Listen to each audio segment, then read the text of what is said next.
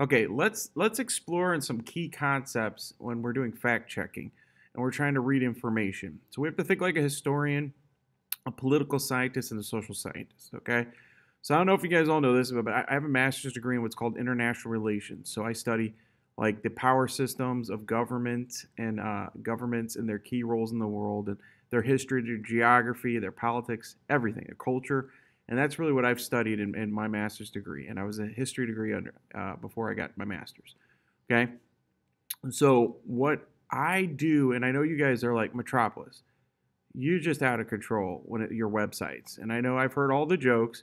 You're like, look at this. You've got 50 million tabs open. Okay, what is up with this guy? Okay, and I get it. I get it. I'm a big idea. I'll tell you the first person to be more organized. However, I'm also a huge horizontal and vertical reader, and I'm going to show you why. So the reason we do vertical and horizontal reading is, first of all, we all do vertical reading, probably just traditionally what you would do, but it's the horizontal, or I want to say lateral. They'll call it lateral reading. Okay, that's what really changes the game. So when you're doing research and we Google something, okay? So let's Google something. And you just Google something. Let's put in unions. So we're learning about labor unions, okay? So here's trade unions. Wikipedia comes up. The AFL-CIO, okay? All right, that's the biggest, one of the biggest unions in America. That's their website, and there's other unions within there. So let's think to ourselves, would AFL-CIO even be a good source to learn about unions? Probably not. It's going to be biased towards unions. Is unionplus.org? Well, I know you guys have heard that if something's a .org, it's an organization. Well, that doesn't make it valid. Just because there's lots of organizations. There's terrible organizations that are out there, and everybody knows to fake people out that you make .orgs, right? EDUs tend to be much safer. So like Stanford University, that's a valid source. That's going to be pretty trustworthy. Columbia University, that's a valid source. So there's three main questions we have to look at. And there's three things I want you guys to really think about when you're checking to see if a source is valid, reliable, or trustworthy, okay? And this is where people are getting really confused. And we talk about propaganda and valid and reliable sources. Not all sources are propaganda. No, it's not true. Actually, companies, corporations, and advertisers and other things might have an agenda for you to buy or read misinformation or conspiracy theories or to buy into propaganda. That's the power of education and academia, okay? We actually have a profession called fact checkers. And you guys could be fact checkers. And one big difference that I want you guys to understand between like a well-recognized newspaper like NPR or a media source like National Public Radio or PBS or even the New York Times and the Washington Post. Yes, the Washington Post, and we'll talk about how New York Times might have a bias and they might be a little bit more on the progressive or conservative side, but even that's debatable because that gets complicated on where you lie on the spectrum. But they do have fact checkers and they have editors. They have people that check over the information and say, no, you can't say that. That's just not true. So it's one thing to be biased. Being biased in itself does not make you an uncredible source, right? So I'm biased. I am a human being. I'm a social studies teacher. I do have bias. I try to not let all my bias out in the classroom, but some are going to come through. That's just natural. Am I an uncredible source? Well, let's look at three questions. These are the three questions you need to ask yourself when you're looking at a source. First of all, who is behind the information? Okay, so if it's a teacher or an academic, what is their objective? What is their objectives?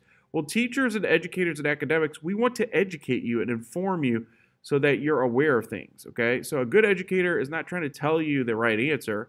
I don't know if unions are good or bad, but I do want to be able to get you to the source. Now, I might have a bias because historically I've seen that unions have made a lot of progress and they've really increased the quality of life in America and in other countries. Countries tend to have better union membership, tend to also have more services for their people. And countries that have less union membership tend to have less services. So my bias might be towards more services, okay? Or I could be a union member myself as a teacher. Teachers tend to join unions. However, I am a teacher first and foremost, and my job is to inform you and to educate you, okay? And not to necessarily tell you the right answer all the time, to guide you to truth, okay? Because I don't even know truth in some cases. And I think a lot of academics, like universities like Stanford, and when you do research, you do psychological research, you do physical research. Again, we make mistakes, and what is we think is true or accurate now may, in 10 years from now, might be much more accurate. That does not mean that I'm trying to lie to you. It does not mean that scientists are making up stories about a vaccine or that something didn't happen. The reason we want to admit to our mistakes is we want to be honest and transparent, okay? So I'm going to teach you real quick, though, how to cut down on research, because research can be very wasteful, and you can do a lot of research that you don't need to do for college and high school and even beyond, graduate school, or some of you guys might want to get your PhD or become a doctor. And you do not want doctors walking around, and this does happen, that read misinformation, okay? And it could happen. Everybody's susceptible to misinformation. Even very intellectual, very intelligent people will get stuff wrong. They don't know how to look at information. So let's look. Second question, what is the evidence they present? And finally, what are their sources? That's my question. Like, when I ask you guys in class, like, nobody ever asks me my sources. Rarely. I think it's great when you guys ask me my sources. You say, Charles, what's your source? That's a very fair question, okay? That does not mean you don't trust me or you don't respect me. It's a fair question, especially to ask a teacher or an academic, where'd you get this stuff from? You know, obviously don't do it in a sarcastic way, but you can do that. So let's look at this first source. So it's called unionfacts.com, all right? Okay, well, right off the bat, does that sound suspicious to anyone? Well, there's two red flags in my mind. First of all, it's called Union Facts. Okay, so it's facts. Facts about, like, would you need to say they're facts if you're just presenting information that's informative? Okay, because also, if I have a thesis paper, that could be valid. I could have a valid thesis that is based on facts, but I don't say these are the facts. That's a little sensational. And then a .com, well, .com, that means anybody could create this. Do we agree? Okay. And we talked about .orgs could be better, but again, still, you could buy a .org. It's not that big of a deal. EDUs start to make sense. And educational, you have to actually be a confirmed, probably university or school. There still could be some misinformation out there, but it's much, much less likely. Or if it's an institution, or we're talking about a .gov, .govs tend to be decent sources, unless, of course, what if we're trying to do research on the government? They might not have all the information there. So we got to think about this. So let's look at their objective. Who are these guys? Okay. So the first thing, naturally, what people want to do is they want to start reading vertically. Okay. You're going to look at this and you're going to unfair labor practices. Okay. And I know you guys have all learned these tricks. Like, well, it looks very professional. Okay. I'll give you that. It does. Is there any commercials on it? No. It looks good. It's probably good. It's got to be a valid source, right? This is not a valid source. Because, first of all, I shouldn't even be reading this yet. That's a waste of time. What I should do is put unionfacts.com, and let's do what's called lateral research. So lateral means across. So I'm opening up a new tab, and I know this drives you guys crazy. Trappers, you got 50 million tabs. Well, that's actually what I'm supposed to do. That's what good researchers do. Unionfacts.org. Let's Google this sucker.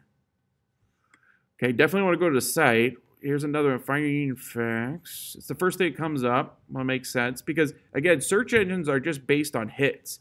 Search engines are not based on what's the most valid source. They're actually based on what people look at. So people look at this Union Facts website a lot. They might have a million hits. It doesn't make it valid. Now, this is a good question. There's a couple sources. First of all, I've got sourcewatch.org, okay? And we could open these guys up. Let's open them up. So what's my next question? Well, I hope you guys are saying, well, Mr. Metropolis, is sourcewatch.org a good source? That's a fantastic question. Why would I waste any time reading this unless I know that? So let's do that. Sourcewatch.org. So this is lateral. I keep opening these tabs and I'm doing my research, okay? And actually, I got to Google it. I'm sorry. Let me Google it. Sourcewatch.org. And I know you guys have heard that Wikipedia is not the best source. It isn't. However, for a quick check on something to see if it's a valid source, it's not the worst. So let's just use that. Let's click on this. Okay, so it says, the Center for Media and Democracy is a progressive, non-for-profit watchdog advocating for organizations based on Madison and Wisconsin. Okay, so this is a watchdog. It's an organization that doesn't make any money. They've only got $1 million. And what they do is they watch other sources. Now, they do have a bias. They're progressive. Okay. However, so they would have an interest in protecting or searching non-biased. Okay. So, yeah, I don't know. I wouldn't say this is the best source to check on it. Let's just let's go to Wikipedia then. Let's go back to Wikipedia. So let's go try that. Unionfacts.org. And then you're like, well, Travis, it takes a long time. You'll get very fast at this. You'll get very quick at this. So let's go to Centers for Union Facts. Click on that. It says the Center for Union Facts is an American interest group. And if I highlight interest group, it says advocacy group that allows special interest groups use various forms of advocacy in order to influence public opinion and ultimate policy. They play an important role in development of political and social systems. It is critical of unions. Okay, so this is an anti-union webpage. It is several advocacy and public relations groups founded by Richard Berman. Who's Richard Berman? Let's click this cat. So Richard Berman is an American lawyer, public relations executive, and former lobbyist. So a lobbyist is a guy in government that spends money to get what he wants with the government. So this is somebody that spends lots of money against unions. He's a national debt drinking as well as minimum. His organization has run numerous media campaigns concerning obesity, soda taxation, smoking, cruelty of animals, mad cow disease, taxes, national debt, drinking and driving, and minimum wage. So this guy, and we could read more about him. We got to kind of watch out for this guy. Is he a professor? No. Is he a university department chair? No. Is he a doctor, an expert in his field? No. So his sole goal is to sway government and move things against unions. So I'm going to go back. Let's go back to vertical. So should I read this article? No. This is actually an invalid source. So the answer to this is an invalid source, and I'm going to show you some other tricks with this. This is how they get you. You're looking at it vertically, and this looks beautiful. There's no ads. You could find a union. We can criticize them. Good. Okay, let's look at, this sounds legit, though. Metropolis, it says, National Labor Relations Board Annual Report of Fiscal 2010 is included. So this guy has an official report. Well, just because I use information that's valid, it doesn't mean that the site myself I'm using, or am I putting that information in the wrong context? Am I saying unions are bad and just trying to show you a little piece and not showing you all the points? So let's click on this and let's see where this goes. That's the other thing that's like, do you actually click on the links and check the sources that they're looking at? Now, wait a second. That's strange. This is the National Labor Relations Board. However, the page is not found. That's really strange to me. But that sounds so official. If I was just not looking or actually researching or thinking like an academic or a fact checker, somebody that's an expert and goes to college or university for this, I don't know if I would have caught that. And it doesn't even have legitimate links, okay? So, wow. Well, let's look at this one then. Let's go to this minimum wage facts and analysis. Okay. All right. Should I read this one? It says New York Times. Well, New York Times couldn't be a valid source, right? If it's not an op-ed piece or opinion piece, it might be okay. Other analysis. So this looks like it's got some legit stuff. It's comparing. Wait a second. What am I doing wrong? I'm wasting time on this article without checking it. Did I go back to my questions? Who is behind the article and the information? Okay, I don't know who's behind this. What is the evidence? Okay, their evidence might be okay. I don't know, though. I have to look at it. And then finally, what are their sources? Okay, so let's look at them. So let's open up another tab. I know you're like, Travis, you open another tab. I'm going to get you, bro. I get it. I get it. You guys don't like opening tabs. But I bet you if your boo was on that page, you'd be opening tabs to see pictures of her or him, in his new outfit.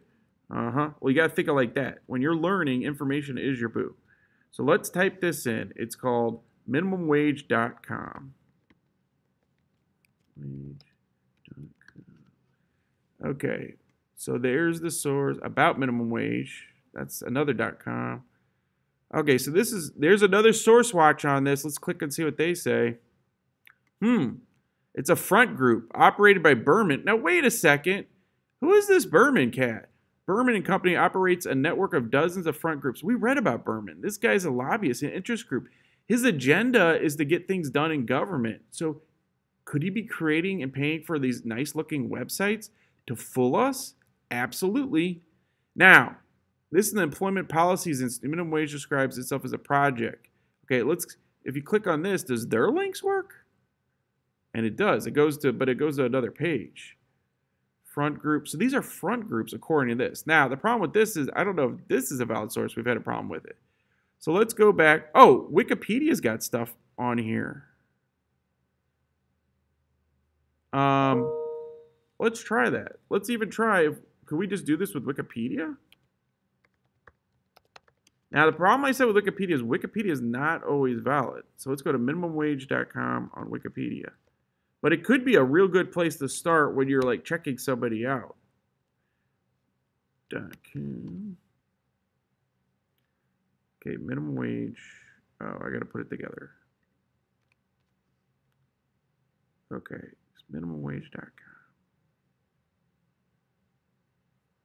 Okay, well, why don't we try this? Let's type in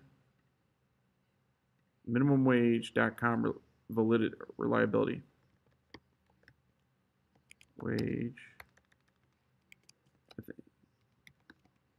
Credibility.